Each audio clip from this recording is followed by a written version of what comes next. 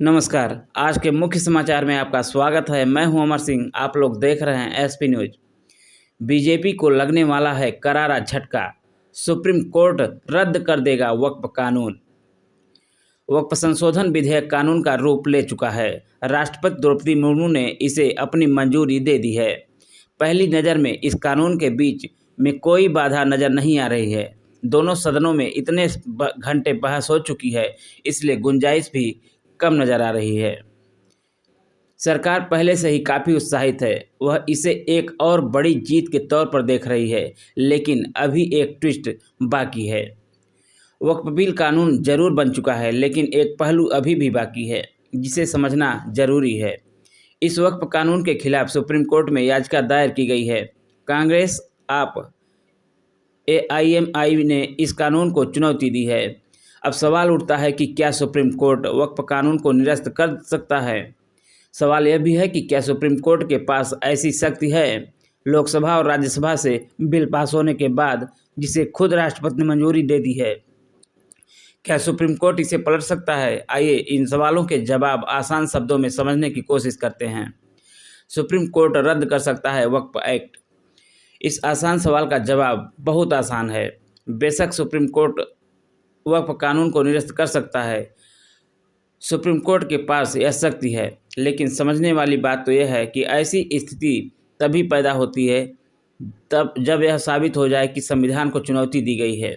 कोई कानून भारतीय संविधान के मूल को चुनौती दे रहा है। अगर ऐसा पाया जाता है तो सुप्रीम कोर्ट जरूर हस्तक्षेप करेगा और कानून को निरस्त भी कर सकता है। ऐसा हुआ तो यह बीजेपी सरकार के लिए बड़ा झटका होगा। वक्फ एक्ट संविधान को चैलेंज कर रहा है।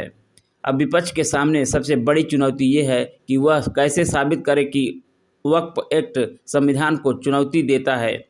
दरअसल विपक्ष की याचिका का आधार संविधान के अनुच्छेद 32 है। ऐसा इसलिए भी है क्योंकि अनुच्छेद 32 कहता है कि अगर किसी नागरिक के मौलिक अधिकारों का हनन होता है तो उस स्थिति में वह सुप्रीम कोर्ट जा सकता है, वहां से उसे राहत मिल सकती है। अनुच्छेद 32 ही सुप्रीम कोर्ट को किसी के मौलिक अधिकारों की रक्षा के लिए आदेश जारी करने और निर्देश देने की शक्ति देता है। वक्फ एक्ट पर क्या है विपक्षी दलों के तर्क, आइए जानते हैं। वक्फ एक्ट को लेकर विपक्ष के तर्कों को समझते हैं। विपक्ष का पहला तर्क यह है कि कानून मुस्लिम लोगों की धार्मिक स्वतंत्रता का हनन करता है।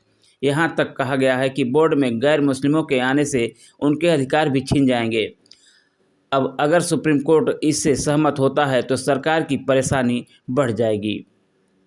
विपक्ष का दूसरा तर्क यह है कि सरकार ने वक्फ बाय यूजर क्लॉज को खत्म कर दिया है। ऐसे में अब अगर किसी वक्फ की ज़मीन की ज़रूरी दस्तावेज मौजूद नहीं है, अगर उसका रजिस्ट्रेशन नहीं हुआ है, तो उस पर वक्फ का अधिकार नहीं रहेगा।